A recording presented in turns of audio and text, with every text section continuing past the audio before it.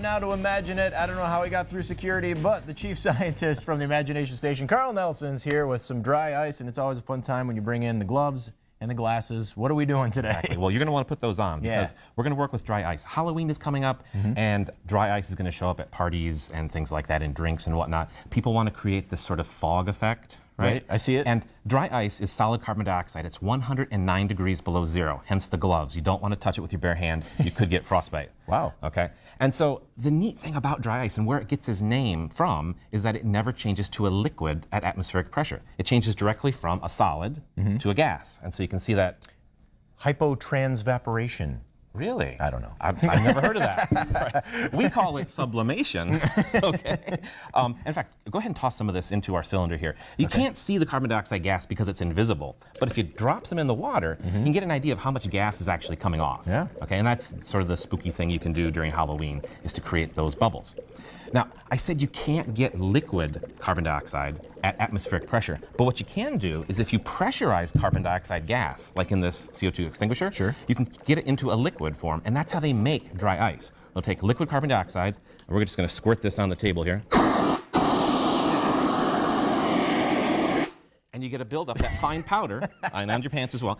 That fine powder is actually, here, go ahead and pick that up. Okay. Show that. Whoa! Yeah. So you got a little bit of dry ice. Now this is terribly inefficient. Don't try this at home. Don't try it at home. Manufacturers would actually take that light and soft, fluffy powder and compress it into these blocks, okay, to make it much, much harder. And that's where you get dry ice from.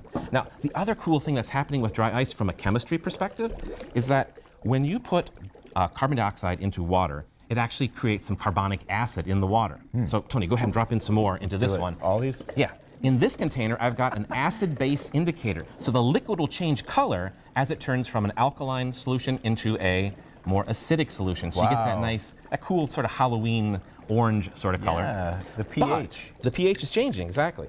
And if you've ever drinking a carbonated beverage, that bite or that acidity sort of feel that you get in your mouth, that's from the carbonic acid. So, Tony, if you can just go ahead and stick your tongue out, we'll give you a blast of, what does that feel like? Oh, bitter, bitter. Bitter. It's that carbonic, you want some more? You like, I like it. it's the carbonic acid that's building up in the saliva in your mouth.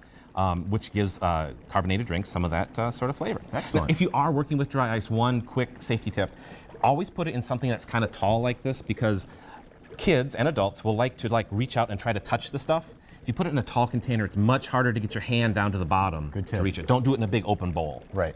Do it in a tall vase or something like that. And maybe put up a little warning sign, do not touch. Well, and watch it as well. You can also invite Carl Nelson over for all your parties. He's available for Halloween parties through the end of the month. And the Imagination Station is open. We've got a new exhibit down there. Go ahead and tell us quickly about it. Sesame Street, the body.